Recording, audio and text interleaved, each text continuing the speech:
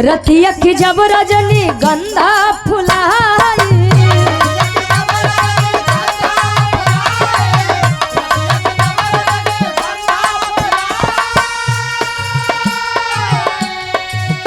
रतिया की जब रजनी गंधा फुलाई बसवरिया के पिछवा चांदिया गई बसवरिया के पिछवा चांदिया गई गोरी रे गोरी रे गोरी रे तोरी याद आ गई याद आ गई हो तोरी याद आ गई याद आ गई हो तोरी याद आ गई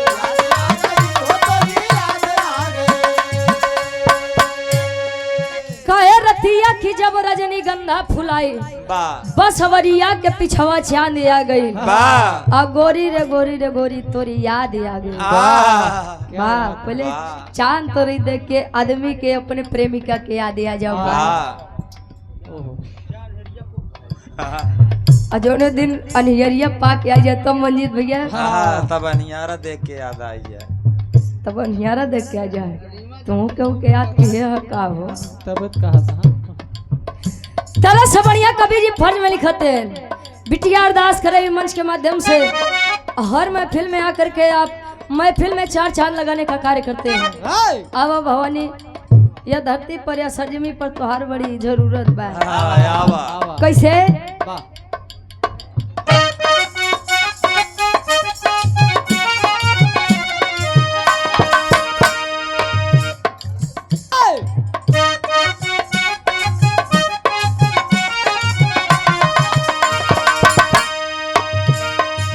शारदे भवानी आज तोहके पुकारी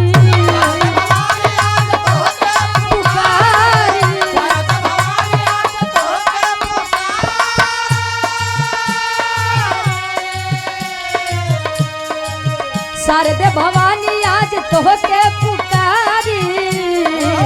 बड़ी पवन मैहर के धाम भागई बड़ी पवन मैहर के धाम भागई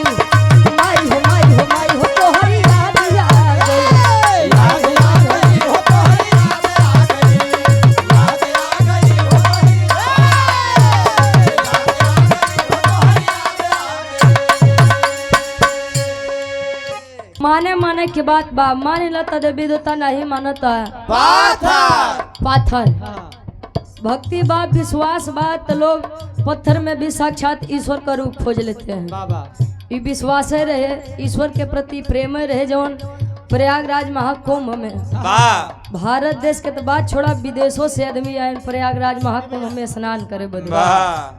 अब चाहिए भक्ति रहे हो चाहे घूमे बदे आए लेकिन आए जरूर रहे। अंतरा के पहले साल में कवि जी लिखते हैं कैसे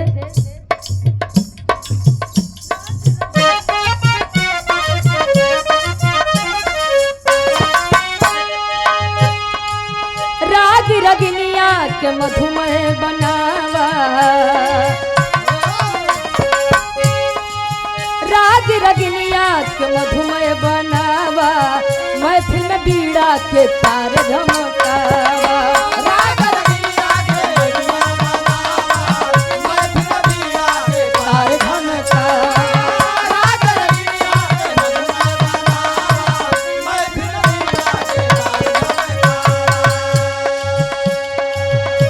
करे दुआर पे फरियाद आ गई बेटी करे दुआर पे फरियाद आ गई माई हो तोहरी याद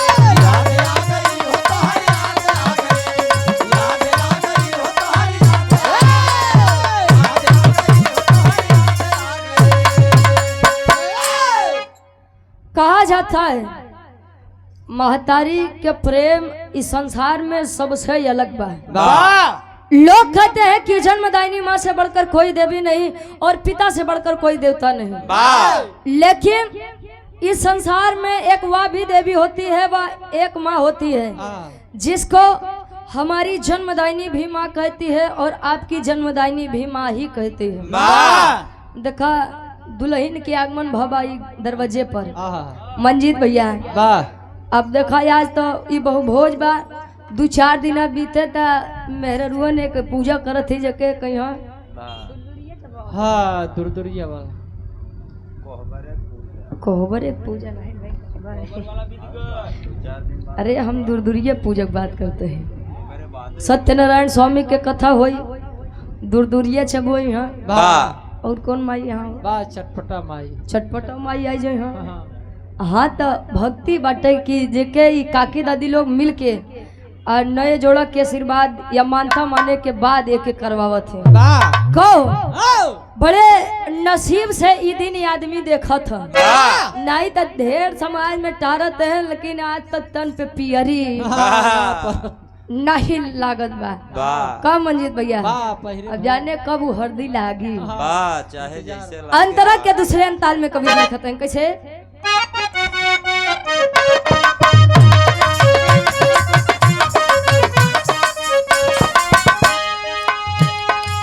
साज समाजी आवाजी समारा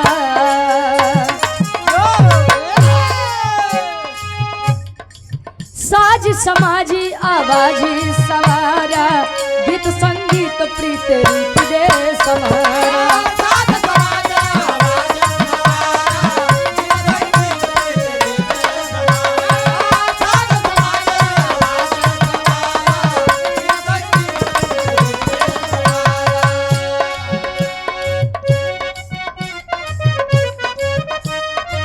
और ये आप दूल्हे राजा के आप पूजनीय जीजा जी अच्छा या पही हैं क्या कहना ये आप सम्मानित गार्जियन जी श्री भैरवनाथ यादव जी बिसामा से ये आपके द्वारा 500 रुपया बहुत बहुत धन्यवाद आशीर्वाद के चाह रही कि हम बच्चे अपनी कला में कामयाब रहे कहे बर्फव जीवन में आबादी आ गई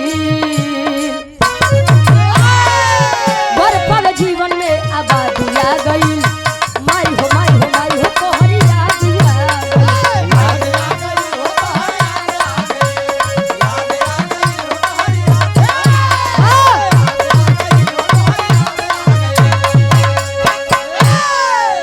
कहे मन की तरंग मार लो बस हो गया भजन आदत बुरी सुधार लो बस हो गया भोजन नहीं भैया भजन पहले भजन करा बाद में भोजन करा बा अच्छा आजकल समाज में कुछ ऐसे न आदमी है जे खाली बेचारे जिए बदे भोजन करते हैं बा तही समाज में कितना आदमी हैं जे खाली खाए बदे जियते हैं हाँ धरतियों पे बोझ है यहाँ कुछ के हैं। वाह आखिरी भाव में बिटिया बताओ कि बिरहा जगत में हमारे खानदान का बा अब बिरहा जगत में हमारे माई बाबू के बा बा अरे बा एक बात तो बा बिट्टी तो यहाँ बैठे से हमारा ढेर फायदा भा हाँ हाँ अब जब ले हम यार रात तले जाऊ मत कहूँ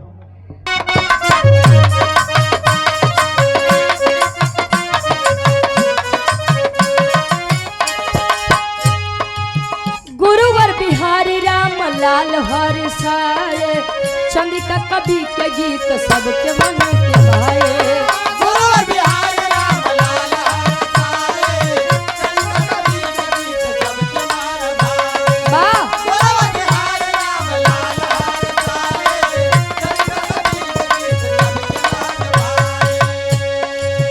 मस्तक झुकावे रुचिया जिया गई अरे मस्तक झुकावे रुचि